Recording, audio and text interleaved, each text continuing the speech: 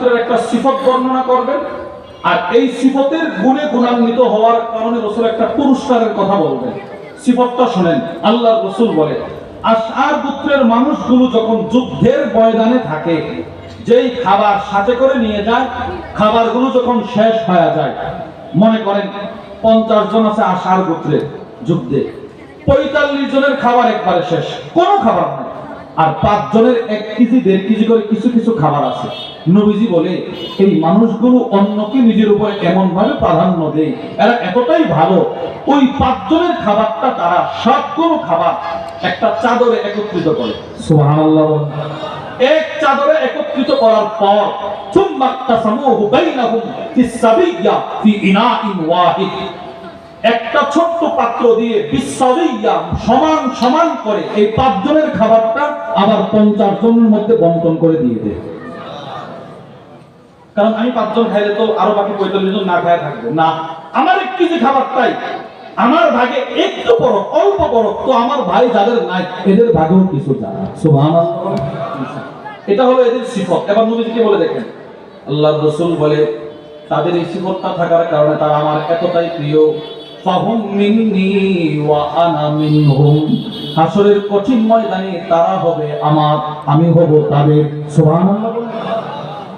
নবীজি বলে, এরা আমার, আমি তাদের। দুনিয়াতেও তারা আমার, আমি তাদের। আখিরাতেও আমি তাদের, তারা আমার। আখিরাতে রাসূল যাদের হয়ে যাবে তাদের কোনো টেনশন আছে? বলেন টেনশন আছে? তাহলে বোঝা গেল অন্যকে নিজের উপরে যারাই প্রাধান্য দিবে, শরীয়ত ইসলামের দৃষ্টিকোণ থেকে অন্যকে নিজের উপরে যারাই প্রাধান্য দিবে, আখিরাতে তারা রাসূলের সুপারিশ পাওয়া যাবে। সুবহানাল্লাহ বলবেন না? এটা 1 নাম্বার। 2 নাম্বার, বুখারী শরীফের বর্ণনায় আছে, وعن أبي هريرة رضي الله تعالى عنه قال, আবু হুরায়রা রাদিয়াল্লাহু তাআলা আনহু থেকে বর্ণিত, তিনি বলেন, قال النبي صلى الله عليه وسلم, আল্লাহর নবী বলেন, طعامul ইসনাইন কাফিস সালাসা, আল্লাহর রাসূল বলেন, 2 জনের খাবার 3 জনের জন্য যথেষ্ট। সুবহানাল্লাহ বলেন। আপনারা বলেন, 2 জনের খাবার কয় জনের জন্য যথেষ্ট? এবং নবীজি বলেন, 3 জনের খাবার 4 জনের জন্য যথেষ্ট। এটা কখন? যখন 3 জন মনে করবে না, মেহমান আসছে, এক ডিশে একটা প্লেটে 4 জন খাবো, খাবার দিও 3 জনের, না আমি কম খাবো, আমার ভাই বেশি খাক। এবার 3 জন যদি মনে করে আমি কম খাবো, আমার ভাই বেশি খাক, তাহলে সবার খাওয়ানো হবে কিনা বলেন? রাসূল এই কথাটা বুঝাইতে চাচ্ছেন। এই হাদিসের ব্যাখ্যায় আল্লামা বিখ্যাত মুহাদ্দিস আল্লামা ইবনে বাত্তাল রাহিমাহুল্লাহ তার বিখ্যাত বুখারীর শরহ ওই কিতাবের মধ্যে লেখেন, আল মুরাদ বিহাদাল হাদিস, এই হাদিস দ্বারা রাসূলের উদ্দেশ্য হচ্ছে আল হাক্কু আলাল ইথার আলান নাফস, মানুষ যেন অন্যকে নিজের উপরে প্রাধান্য দেয়। সুবহানাল্লাহ বলেন। এই হাদিসের ব্যাখ্যায় তিনি লিখছেন, 2টা হাদিস থেকে আমরা পাইলাম নবীজি অন্যকে নিজের উপরে প্রাধান্য দেওয়ার উদ্বুদ্ধ করছে কি করে নাই বলেন?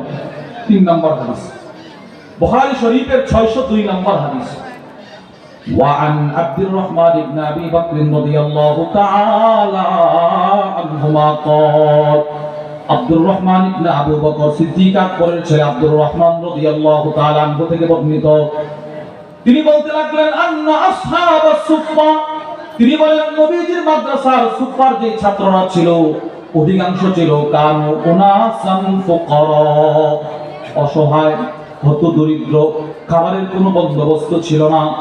আল্লাহ রাসূল একদিন মদিনার মানুষগুলোকে এক জায়গায় করে একটা ভাষণ দিলেন।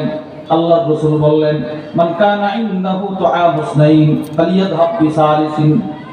নবীজির এই বক্তব্যের প্রথম মুখাতাব যারা ওই সময় নবীর হাদিসটা শুনছেন, তারা কিয়ামত পর্যন্ত এই হাদিসটা যারা শুনবে তারা হবে রাসূলের এই হাদিসের মুখাতাব। মুখাতাব মানে সম্বোধিত, যাদেরকে রাসূল সম্বোধন করে কথাটা বললেন। ওই সময় নবীজি মদিনার মানুষগুলোকে বলছিলেন, আর আজকে যারা হাদিসটা আমাদের দেবগ্রামের শুনতেছেন, বুঝতে হবে নবীজি আপনাকে সম্বোধন করে বলতেছেন।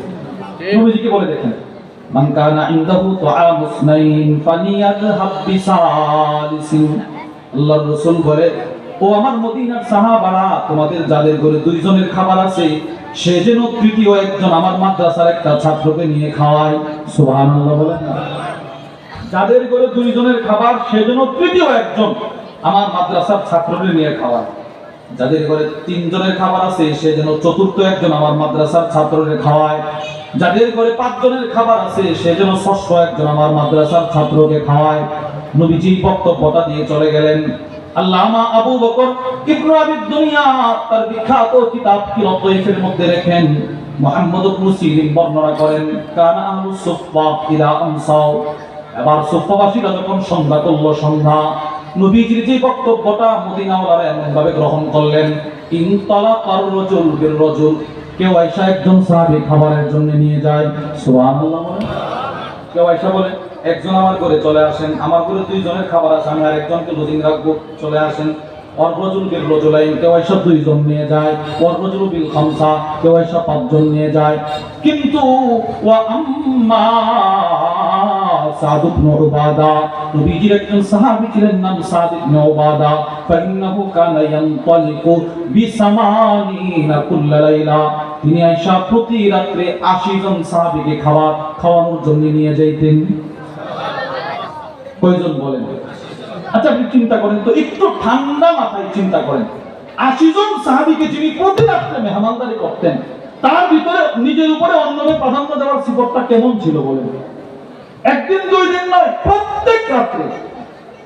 শুধুই মাত্র মাদ্রাসাতুস সুফফার ছাত্রদেরকে তিনি খাবার খাওয়ায় ক্ষান্ত হয় নাই, এদেরকে খাবার খাওয়ানোর পর তিনি তার ঘরের ছাদে উঠছে, ছাদে একটা ভাষণ দিয়েছে। কি ভাষণ জানেন?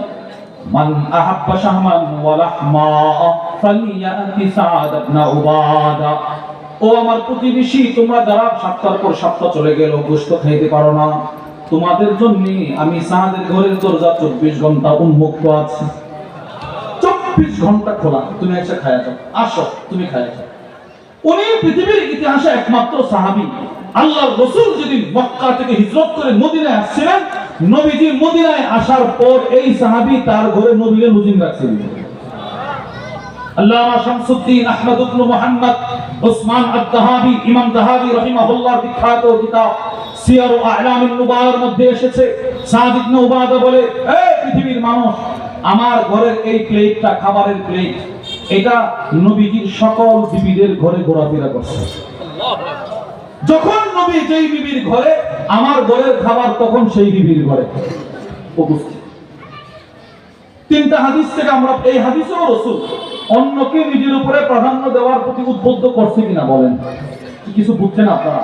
বলেন করছে কিনা বলেন? 4 নাম্বার, মুসলিম শরীফের 2630 নম্বর হাদিসের বর্ণনা।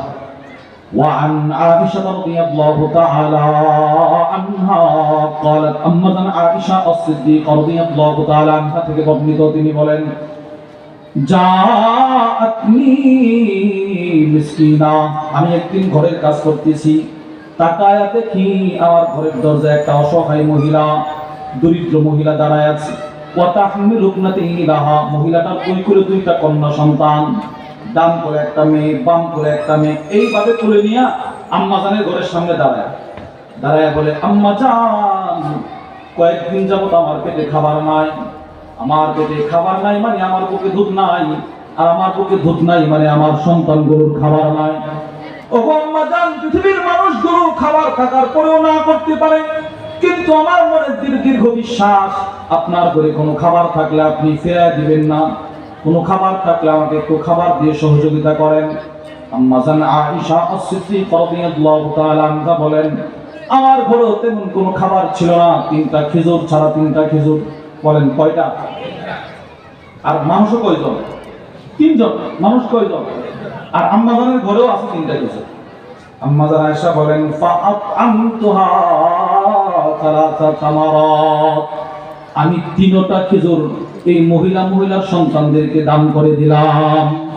প্রথম কি আম্মা জানের পক্ষ থেকে নিজে না খায়া মহিলারে দিয়ে দিছে।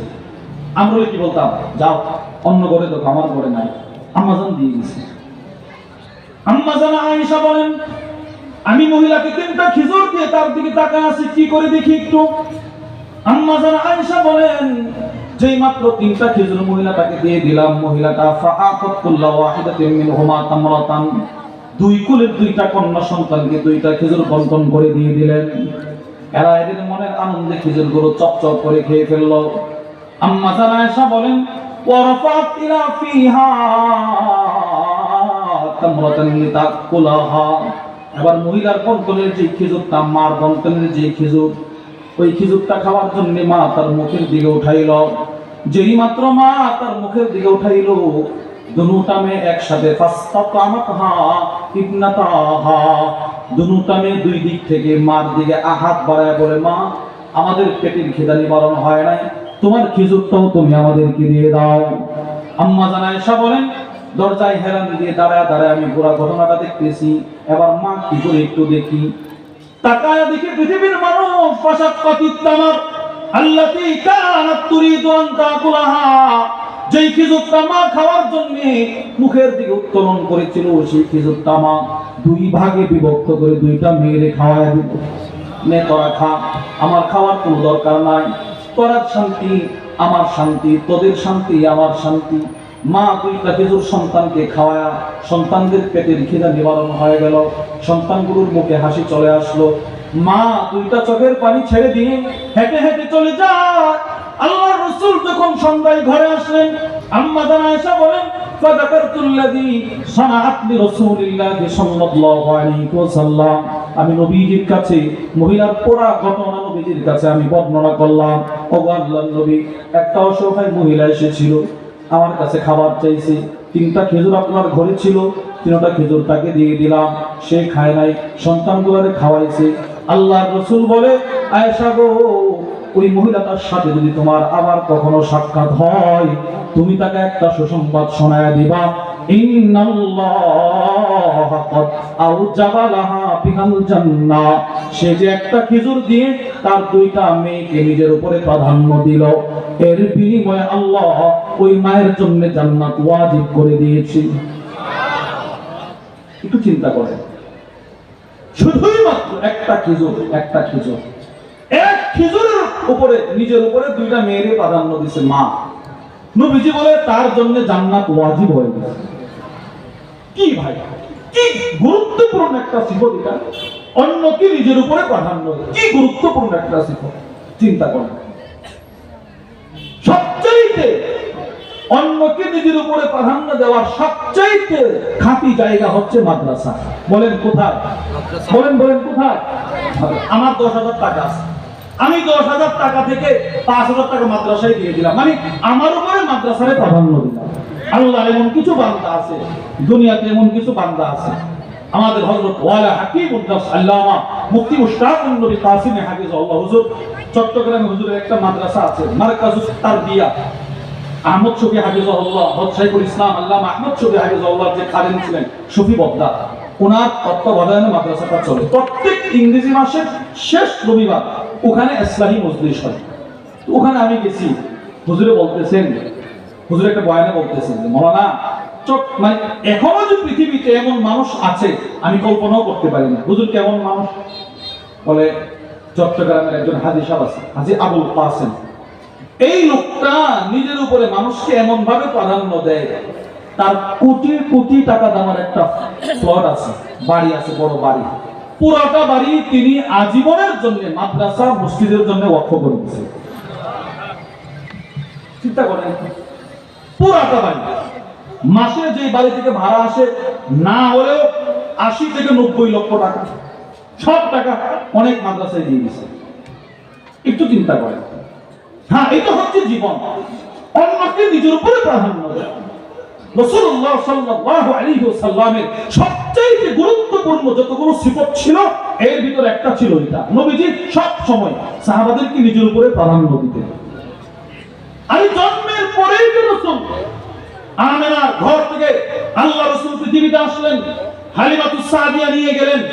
আল্লাহ রাসূল হালিমাতুস সাদিয়ার উভয় স্তনে মুখ দেয় নাই। সুবহানাল্লাহ বলেন। হ্যাঁ, আমি একটা খাবো, আরেকটা আমার ভাই খাবে। চিন্তা করেন, খতিব উবাইদুল হক রাহিমাহুল্লাহ, ওনার ছেলে আছে আমাদের সিলেটের দরগা মাদ্রাসার নাজিমে তালিমাত আল্লামা আতাউল হক জালালাবাদী, অনেক বড় আলেম।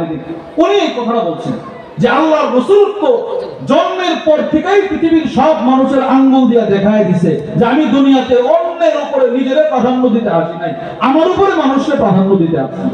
আমি মানুষকে দিতে আসি, আল্লাহ আমাদের সব নবীর উপরে প্রাধান্য দিয়ে দিয়েছে। চিন্তা করেন, রাসূলের সিফতটা ছিল। বুখারী শরীফের 2093 নম্বর হাদিসের বর্ণনা। وعن سهل بن سعد الساعدي رضي الله تعالى عنه قال হযরত সাদ ইবনে সাদ থেকে বর্ণিত তিনি বলেন জাআত ইমরাআতুন বিবুরদা ইলা রাসূলিল্লাহি সাল্লাল্লাহু আলাইহি ওয়াসাল্লাম, এক মহিলা নবীজির কাছে একটা চাদর নিয়ে আসছে, চাদর সুন্দর একটা চাদর আছে নবীর কাছে নিয়ে। فقالت يا رسول الله, এসে বলতে লাগলো আল্লাহর নবী ইন্নী নাসাজতু হাদিহি বিয়াদি, ও আল্লাহর রাসূল আমি মহিলা মানুষের চাদরটা শুধুই মাত্র আপনার জন্য বানিয়েছি। সুবহানাল্লাহ। রাতে দিনে কষ্ট করে শুধু আপনার জন্য বানিয়েছি, নিজের হাতে, এটা আপনি একটু গ্রহণ করেন। فأخذها النبي صلى الله عليه وسلم محتاجا إليها, নবীজি সাল্লাল্লাহু আলাইহি ওয়াসাল্লাম সেই চাদরটা গ্রহণ করলেন বড় মুখাপেক্ষিতার সাথে। নবীর খুব প্রয়োজন, নবীজির খুব প্রয়োজন, এই একটা মনোভাব দেখায় চাদরটা গ্রহণ, আমার জন্য আনছো, ঠিক আছে, এভাবে গ্রহণ করছে। অর্থাৎ রাসূলের উদ্দেশ্য হচ্ছে মহিলার দিলটা যেন খুশি হয়ে যায়। সুবহানাল্লাহ। একটা চাদর আনছো, ঠিক আছে রাখো, আমি পরবো না, এইটা বললে তো মহিলা খুশি হইতে পারে। নবীজি এমন ভাবে গ্রহণ করছে মহিলার দিল খুশি হয়ে গেছে। আল্লাহর রাসূল শুধুমাত্র চাদরটা গ্রহণ করে নাই, সাহাবারা বলেন فخرج إلينا رسول الله صلى الله عليه وسلم وإنها إزار, নবীজি চাদরটা পরিধান করে সাহাবাদের মজমায় আসলেন। সুবহানাল্লাহ। চাদরটা পরিধান করে রাসূল মজমায় চলে আসলেন। এক সাহাবী নবীজি চাদরটা দেখে দাঁড়ায় বলে, আল্লাহর নবী আমি অসহায় মানুষ, আমার একটা চাদরের পুরো প্রয়োজন দিয়ে দেন।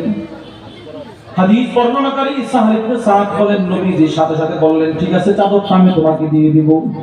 সুম্মা রাজা, নবীজি নিজের কামরায় চলে গেলেন, ঘরে চলে গেলেন। ফাতাওয়াহা, আল্লাহর রাসূল নিজের হাতে চাদরটা ভাঁজ করলেন।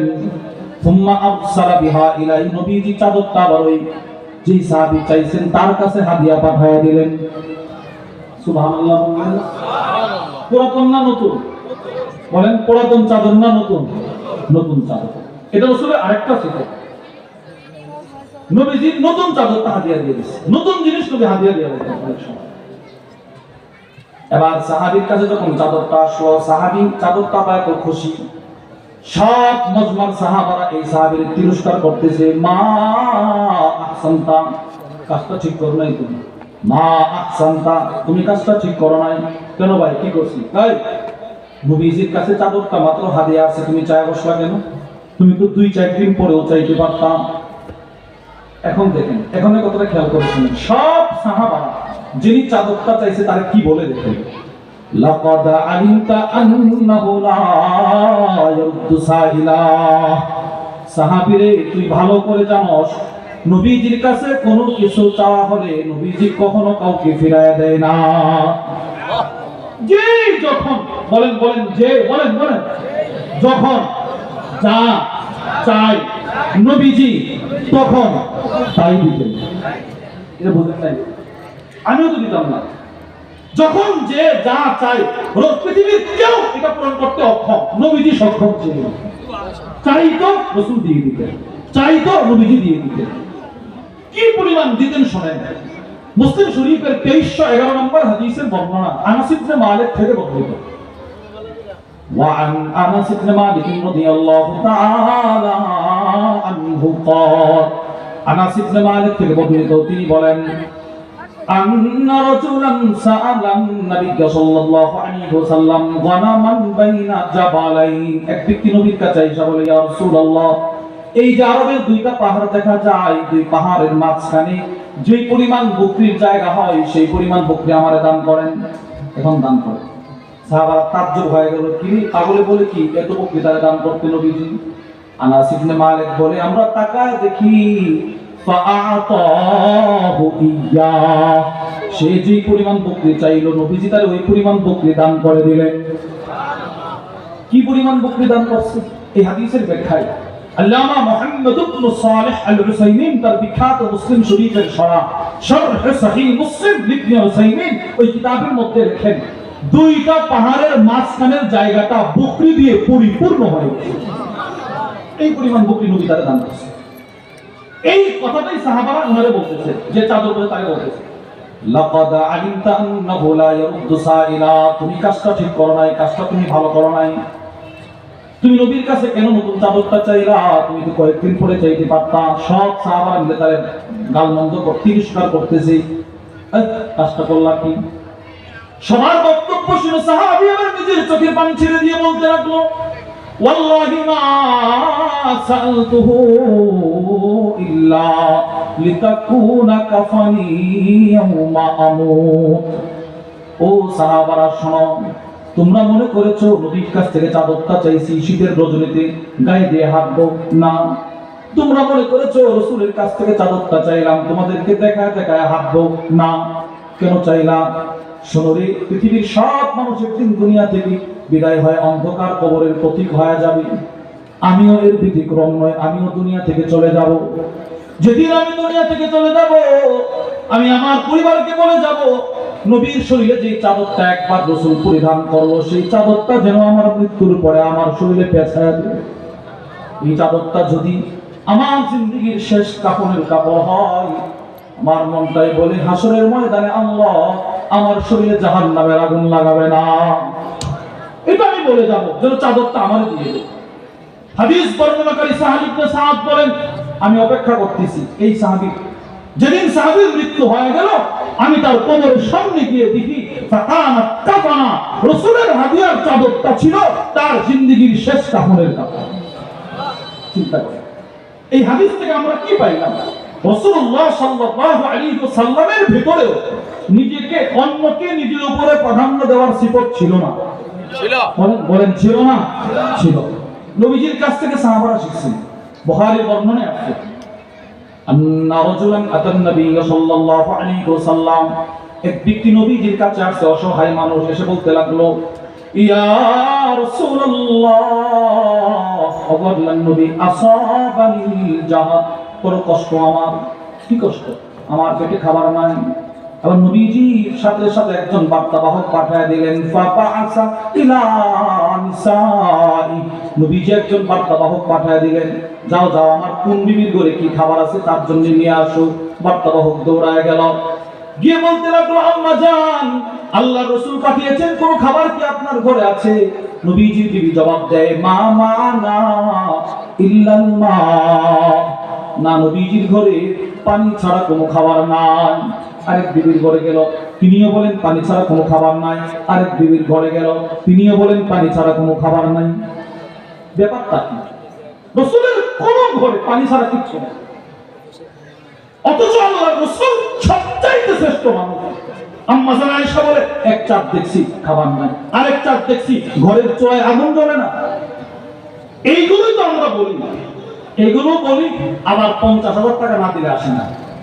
অথচ বলি, এটা বোঝার জন্য বলছি, অথচ বলি এগুলো, আমি এই মানুষকে কাঁদাই, কিন্তু আমি এবার 50 না দিলে আসবো না।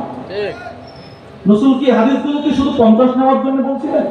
আপনি আসবেন, আয়সা এগুলো বলবেন, নিজেও কাঁদলেন, মানুষেরও কাঁদাইলেন, যাওয়ার সময় 50। কেন? কেন আমাকে বলেন, একজন মানুষের এক মাহফিল থেকে 50,000 টাকা কেন প্রয়োজন হয়? এটা আমাদের বুঝে আসে না। কিন্তু আপনি তো নিজের উপর অন্যদের প্রাধান্য দিতে পারলেন না। একটা মাহফিল করতে গিয়ে কি পরিমাণ কষ্ট হয়। আমাদের হযরত ওয়ালা হাকিমুন নাস আল্লামা মুফতি মুশতাকুন নবী কাসিম হাবিব হুজুর বলেন, প্রত্যেক বক্তার উচিত ছিল সে তার টাকা দিয়ে প্যান্ডেল করবে, তার টাকা দিয়ে মাইক আনবে, উম্মতকে বুঝাবে, কিন্তু আজকে বিপরীত হয়। তবে হ্যাঁ, এটার পিছনে শুধু বক্তাদের দোষ নয়, আমাদেরও দোষ আছে। এলাকার বড় বড় আলেম, মুহাদ্দিস, শাইখুল হাদিস, ওনারা বয়ান করলে এলাকা ঘুরে ঘুরে ওই ঢাকা থেকে আনেন। কেন? ঢাকার যিনি বলবেন তিনি তো এই কথাই বলবেন। এজন্য নিজের এলাকার আলেমকে সম্মান করা, বলেন ইনশাআল্লাহ। এক সময় আমাদের বড় হুজুর বয়ান করছে, মানুষ ঝাঁকে ঝাঁকে বসা ছিল। ওই সময় তারা কণ্ঠ শুনতে আসে নাই, কে ভাইরাল কে ভাইরাল না এটা শুনতে আসে নাই, আসছিল কিছু নেওয়ার জন্য। কিন্তু এখন আমরা ওই 50,000 টাকার বক্তা না আসলে আমরা বসি না আমরা মনে করি আর যারা ওয়াজ করে ওয়াজ না, ওয়াজ ওইটা না। ভাই, এটা ভুল, এটা আপনার ভুল ধারণা। আমরাও এই বিষয়ে সতর্ক থাকবো, বলেন ইনশাআল্লাহ। আল্লাহ আমাদের সকলকে, আমাকেও এই বিষয়টা থেকে পরহেজ থাকার তৌফিক দান করেন, বলেন আমিন। তো আল্লাহ রাসূলের সাহাবী নবীর কাছে দৌড়ে আসছে, এসে বলে, ইয়া রাসূলুল্লাহ, সব বিবিদের বক্তব্য মা মানা ইল্লাল মা, পানি ছাড়া কিছু না। আল্লাহর রাসূল নিরুপায় হয়ে একটা ঘোষণা করলেন, মান ইউদিফু হাদা আও ইয়াদুফু হাদা, তোমাদের মধ্যে কে আছো আজকে এই সাহাবীকে মেহমানদারি করবা, একটু খাবার খাওয়াইবা, কে আছো? ক্বালা রাজুলুম মিনাল আনসার, এক আনসার সাহাবী দাঁড়ায় বলে, আমি আছি। সুবহানাল্লাহ বলুন। আনতালাকা বিহি ইলা ইমরাতি, এই সাহাবী মেহমান কিনে তার বাড়িতে চলে গেল, গিয়ে খুশিতে বলতে লাগলো, বিবি আকরিমি দাইফা রাসূলুল্লাহ সাল্লাল্লাহু আলাইহি ওয়াসাল্লাম, বিবি রে, আজকে তোমার ঘরে নবীজির একজন মেহমান নিয়ে আসছি, তাকে খাবার খাওয়াও। খাবার খাওয়াও, তাড়াতাড়ি খাবার প্রস্তুত করো। বিবি ঘর থেকে জবাব দেয়, মা ইনদানা ইল্লা কুতু সিবিয়ানি, স্বামী এমন দিন মেহমান নিয়ে আসেন যে আপনার ঘরে কোনো খাবার নাই, বাচ্চার সামান্য খাবারটা ছাড়া কোনো খাবার নাই। স্বামী বলতে লাগলেন, বিবি এত কিছু আমি বুঝি না, মেহমানটা রাসূলের মেহমান, নাব্বিনি সিবিয়ানাকি, বাচ্চাকে ঘুম পাড়ায় দাও, হাইয়ি তো আমাকি, বাচ্চার যে খাবারটা তোমার কাছে আছে ওই খাবারটা মেহমানের জন্য প্রস্তুত করো। সুবহানাল্লাহ। দেখেন ঈসার কাকে বলে, বাচ্চার উপরে মেহমানদের প্রাধান্য দিয়ে দিয়েছে। যেমন স্বামী তেমন বিবি, হাইয়া তো আমাহা, ওই খাবারটা প্রস্তুত করলেন, নাব্বামাত সিবিয়ানাহা, বাচ্চাটাকে ঘুম পাড়ায় দিলেন, বাচ্চা ঘুমাইতেছে। এবার স্বামী এসে বলতে লাগলো, বিবি যেহেতু খাবার সামান্য, মেহমানকে খাবার দিলে সে আমার নিয়ে বসতে চাইবে, কাজ করবা, মেহমানের প্লেটে খাবার দিবা, আমার প্লেটটা খালি রাখবা। এবার বিবি জবাব দেয়, স্বামী যদি মেহমান দেখে ফেলে তো দেখবে না, খাবারটা দেওয়ার পূর্বে দাঁড়ায় ঘরের প্রদীপটা ঠিক করার মনোভাব দেখায় ফু দিয়া নিভায়া দিবা। সুবহানাল্লাহ। নিজের উপরে অন্যরে প্রাধান্য দিতে গিয়ে কি করতেছে দেখেন, ঘরের প্রদীপ নিভায়া দিবা। যেমন যেমন বললেন, খাবারটা দেওয়ার পর সুম্মা কামাত, দেওয়ার আগে মহিলাটা দাঁড়ায় গেল, কান্নাহা তুসলিহু সিরাজাহা, এমন একটা মনোভাব দেখা দাঁড়াইলো যে প্রদীপটা ঠিক করবে। ফাতফাতহু, ফু দিয়ে প্রদীপটা নিভাইয়া দিছে। ঘর অন্ধকার, দুইটা প্লেট সামনে দিয়ে দিল, মেহমানের সামনে খাবারের প্লেট, স্বামীর সামনে খালি প্লেট। এবার স্বামী অন্ধকার করে চপচপ আওয়াজ করে অভিনয় করতেছেন, মেহমান মনের আনন্দে পেট ভরে খাইলেন। সাহাবী বললেন, ফালাম্মা আসবাহা, পরের দিন যখন সকাল হয়ে গেল, কদা ইলা রাসূলিল্লাহ সাল্লাল্লাহু আলাইহি ওয়াসাল্লাম, দুজন মেহমান মেজবান দুজন নবীর দরবারে গেল। আল্লাহর রাসূল মেজবানকে বলে, সাহাবী রে, গত রাতে তুমি আর তোমার বিবি, তোমার স্ত্রী আর তোমার সন্তান একজন মেহমানকে নিজের উপরে প্রাধান্য দিতে গিয়ে যে অভিনয়টা করলা, যাহিকাল্লাহু মিন ফিআলিকুম আল-লাইলা, আল্লাহ তোমাদের কাজ কর্ম দেখা আরশ থেকে মুস্কি মুস্কি হেসেছি। আল্লাহ ওখান থেকে আসছে, কাজটা করলে কি তোমরা? শোনো, আল্লাহ শুধু হাসে নাই, আল্লাহ তোমাদের শানে কোরআনের একটা আয়াত পাঠিয়েছে, ওই তিরুনা আলা আনফুসিহিম ওয়ালাউ কানা বিহিম খাসাসা। তাহলে এই সাহাবাদের ভিতরে এই সিফাতটা ছিল কিনা বলেন? ওনারা অন্যকে নিজের উপরে প্রাধান্য দিয়েছে কিনা আপনারা বলেন তো? সাহাবাদের কাছ থেকে এই সিফাতটা আসছে আমাদের সালফে সালেহিন বুজুর্গদের ভিতরে। আল্লামা ইবনে সাদ তার বিখ্যাত কিতাব আত-তাবাকাতুল কুবরার মধ্যে লেখেন, আন্নাল হাজ্জাজ তলাবা ইব্রাহিম আন-নাখইয়া, হাজ্জাজ ইবনে ইউসুফ ইব্রাহিম নাকিকে গ্রেফতার করার জন্য পুলিশ পাঠিয়েছে, এই যাও ইব্রাহিমকে নিয়ে আসো। ফাজা আল্লাযী তলাবাহু, যে পুলিশকে গ্রেফতারি পরোয়ানা যার হাতে দেওয়া হলো সে আর এলাকায় এসে বলতে লাগলো, উরিদু ইব্রাহিম, এই ইব্রাহিমকে আমি তাকে গ্রেফতার করার জন্য আসছি। আসছে ইব্রাহিম নাকিকে গ্রেফতার করার জন্য। পুলিশ যে মাত্র বললো ইব্রাহিমকে তারা গ্রেফতার করার জন্য আসছি, তখন পুলিশের সামনে ছিল আরেকজন ইব্রাহিম, তার নাম ইব্রাহিম আত-তাইমি। ইব্রাহিম তাইমি বলে, আনা ইব্রাহিম, আমি ইব্রাহিম। ফাআখাযাহু, পুলিশ সাথে সাথে ইব্রাহিম তাইমিকে গ্রেফতার করলো। ওয়া হুয়া ইয়ালামু আন্নাহু ইউরিদু ইব্রাহিম আন-নাখইয়া, ইব্রাহিম তাইমি খুব ভালো করে জানে পুলিশ আমাকে গ্রেফতার করতে আসে নাই, পুলিশ গ্রেফতার করতে আসছে ইব্রাহিম নাখীকে। পুলিশ গ্রেফতার করতে আসছে ইব্রাহিম নাখীকে, আমারে গ্রেফতার করতে আসে না, এইটা ইব্রাহিম তাইমি খুব ভালো করে জানে। এরপরেও তিনি একজন আলেমকে নিজের উপরে প্রাধান্য দিয়ে নিজে জেলখানায় চলে গেলেন। ফাআতা বিল হাজ্জাজ, হাজ্জাজ ইবনে ইউসুফের কাছে ওনাকে নিয়ে যাওয়া হলো। ফাআমারা বিহাবসিহি ফি দিমাস আও ফি দাইমাস। ইবনে সাদ লেখেন হাজ্জাজ ইবনে ইউসুফ ইব্রাহিম তাইমিকে দিমাস বা দাইমাস একটা জেলখানা, প্রাচীন কালের জেলখানা। কেমন জেলখানা?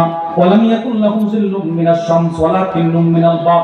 এমন জেলখানা যে জেলখানার উপরে কোনো ছাদ নাই, প্রচন্ড গরমের সময় সূর্যের তাপ, প্রচন্ড শীতের সময় শুধুই মাত্র শীত, শীত থেকে বাঁচার কোনো আবরণ নাই। এমন একটা জেলখানায় তারে বছরের পর বছর, মাসের পর মাস বন্দী করে রেখে দিল। ফাতাগায়্যারা ইব্রাহিম, রাতের অন্ধকার আর দিনের সূর্যের তাপ আর শীতের মৌসুমে শীত পড়তে পড়তে ইব্রাহিম তাইমির চেহারা বিকৃত হয়ে গেল, চেহারা মানুষ চেনে না। ফাজাআতু উম্মুহু, ইব্রাহিম তাইমির মা জেলখানায় তার সাথে সাক্ষাৎ করতে আসলো। ফালাম তারিফহু, কি পরিমাণ জুলুম নির্যাতন করার কারণে মা আয়েশা নিজের সন্তানকে জেলখানায় চিনে না। বুঝেন না? মা আয়েশা সন্তানকে চিনে না।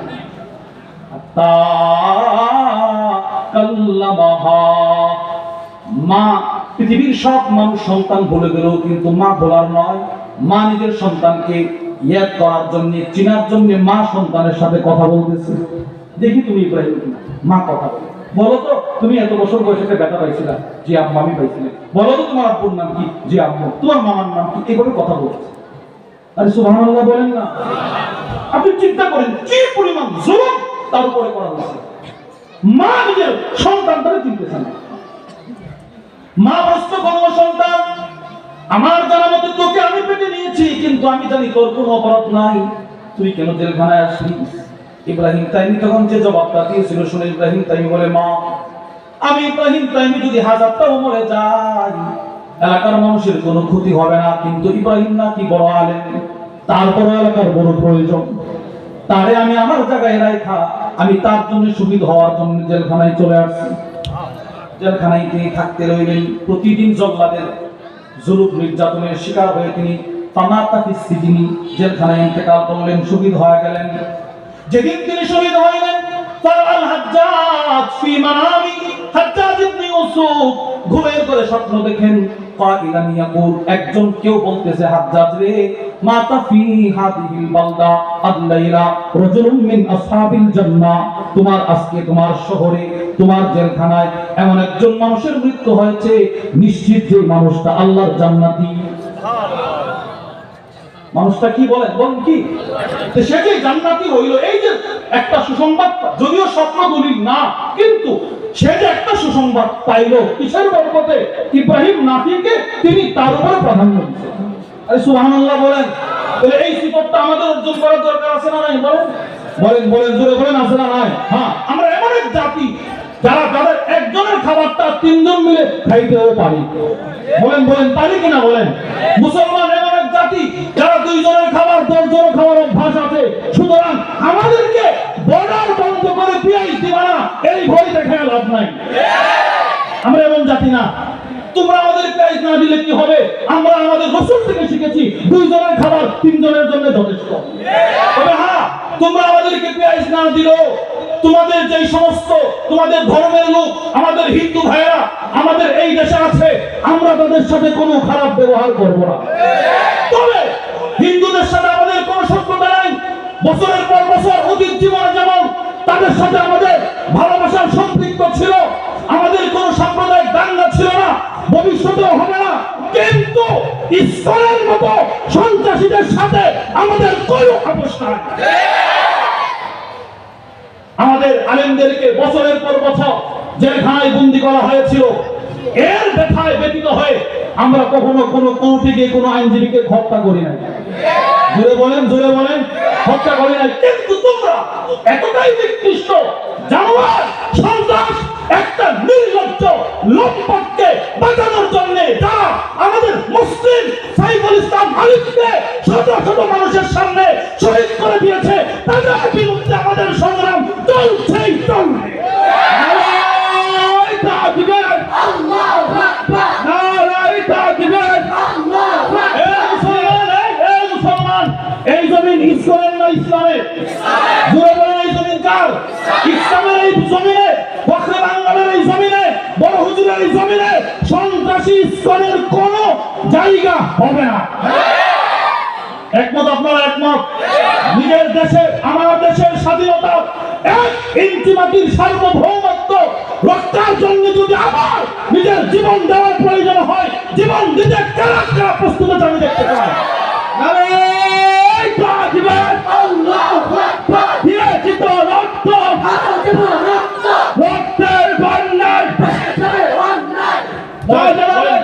ইনশাআল্লাহ বলেন ইনশাআল্লাহ। যুবক ভাইয়েরা, আমরা দল করতে গিয়ে এক একজন এক এক দল করতেও পারি। আগেও আওয়ামী লীগ ছিলেন, এখনো আওয়ামী লীগ করেন, আমাদের কোনো বাধা নাই। বিএনপি ছিলেন, বিএনপি করেন, আমাদের কোনো বাধা নাই। কিন্তু আমার দেশের সীমানা নিয়ে কেউ যদি ষড়যন্ত্র করে, আমরা আমাদের দল মত সব ভুলে এক হয়ে যাব। বলেন ইনশাআল্লাহ। ইনশাআল্লাহ এই জমিনকে আমরা ভারতকে দিতে দিব না, 1 ইঞ্চি জমিন আমরা এদেরকে দিব না। নিজের জীবন দিয়ে হলো এই জমিনের সম্মান রক্ষা করবো। বলেন ইনশাআল্লাহ। আল্লাহ আমাদের সকলকে তৌফিক দান করেন। এটাকে বলে ঈসা। আমরা একজনের খাবার 10 জন খাওয়া অভ্যাস আছে। দেখেন নাই রোহিঙ্গা মানুষগুলো যখন আক্রান্ত হয়েছিল, আমরা আমাদের খাবারগুলো এদেরকে দিয়ে দিয়েছি। নোয়াখালী, লক্ষ্মীপুর, ফেনীতে যখন বন্যায় ক্ষতিগ্রস্ত, আপনারা আপনাদের অর্থগুলো এদেরকে দিয়েছেন। এগুলো ঈসার দৃষ্টান্ত। আল্লাহ আমাদের সকলকে যে কথাগুলো বললাম সেই কথাগুলোর উপর আমাকে আপনাকে সকলকে আমল করার তৌফিক দান করেন। যা কিছু বলেছি যদি সঠিক হয় আল্লাহর পক্ষ থেকে, ভুল হয় আমার পক্ষ থেকে। এই বলেই আমি আমার আলোচনার ইতি টানলাম। ওমা আলাইনা ইল্লাল বালাগ। আসসালামু আলাইকুম ওয়া রাহমাতুল্লাহি ওয়া বারাকাতুহু। ওয়ালাইকুম আসসালাম ওয়া রাহমাতুল্লাহি ওয়া বারাকাতুহু। মাশাআল্লাহ, আলহামদুলিল্লাহ। আমাদের জামিয়ার পক্ষ থেকে, জামিয়া কমিটির পক্ষ থেকে আল্লামা ইউসুফদ্দিন ইকবালকে অভিনন্দন জানাচ্ছি। হৃদয় নিংড়ানো ভালোবাসা ও শ্রদ্ধা জ্ঞাপন করছি। গুরুত্বপূর্ণ আলোচনা করে আমাদেরকে পরিতৃপ্ত করার জন্য।